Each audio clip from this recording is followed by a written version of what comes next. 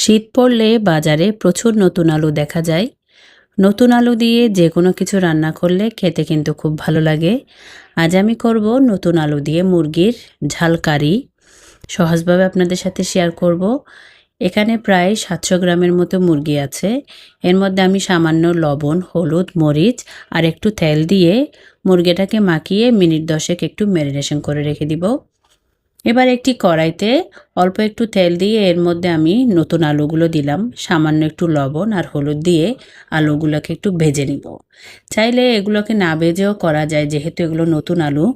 তবে ভাজলে মাংসের সাথে খেতে খুব ভালো লাগে।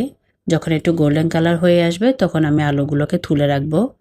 এবার ওই কড়াইতে আরেকটু তেল দিয়ে এর মধ্যে বেশ কিছুটা পেঁয়াজ দিলাম, প্রায় 1 কাপের মতো। এবার পেঁয়াজগুলোকে একটু ভেজে নিব। পেঁয়াজের কাঁচা গন্ধ চলে যাওয়ার পর এর মধ্যে আমি আস্ত কিছু গরম মশলা দিব, এলাচ, দারচিনি আর তেজপাতা। গরম মশলার সাথে পেঁয়াজটা আরও কিছুক্ষণ ভেজে নেওয়ার পর এখানে আমি আদা রসুন বাটা দিব 2 টেবিল চামচ। এবার আদা রসুনের কাঁচা গন্ধ চলে যাওয়া পর্যন্ত ভাজতে হবে। তারপর আমি এখানে স্বাদ অনুযায়ী লবণ, হলুদের গুঁড়া, জিরার গুঁড়া, ধনে গুঁড়া আর বেশ খানিকটা মরিচের গুঁড়া দিয়ে এবার আমি এগুলোকে সামান্য একটু পানি দিয়ে মশলাটাকে ভালোভাবে কষিয়ে নিব। এখানে আমি 2টো মিডিয়াম সাইজের টমেটো একটু গ্রেট করে দিয়ে মশলাটাকে আরও কিছুক্ষণ ধরে কষালাম। তারপর আমি এখানে যে ম্যারিনেশন করা মাংস সেটা দিয়ে ভালোভাবে আমি এটাকে কষাবো। যত বেশি কষানো হবে তত বেশি মাংসের থেকে টেস্ট বেশি হয়। এবার যখন ভালোভাবে মাংসটা কষানো হয়ে যাবে তখন আগে থেকে ভেজে রাখা আলু দিয়ে আমি আরও কিছুক্ষণ ধরে এটাকে কষাবো।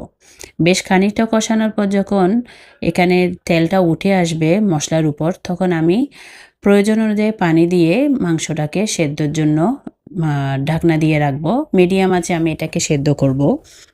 মাংস যখন পুরোপুরি সেদ্ধ হয়ে যাবে একবার চেক করব। সবার শেষে আমি একটু ভাজা জিরার গুঁড়া আর একটু লবণ দিয়েছি, যেহেতু আমার একটু লবণটা কম হলো। আর একটু লবণ দিয়ে আমি একটু নাড়াচাড়া করে সবশেষে একটু ধনেপাতা দিয়ে এটাকে দমে রেখে দিব। এটা গরম ভাত বা রুটি, পরোটা সব কিছুর সাথে খেতে কিন্তু খুব ভালো লাগে, যেহেতু এখানে নতুন আলু দেওয়া হয়েছে। দেখুন ভিউয়ার্স, কালারটা কত লোভনীয় লাগছে দেখতে।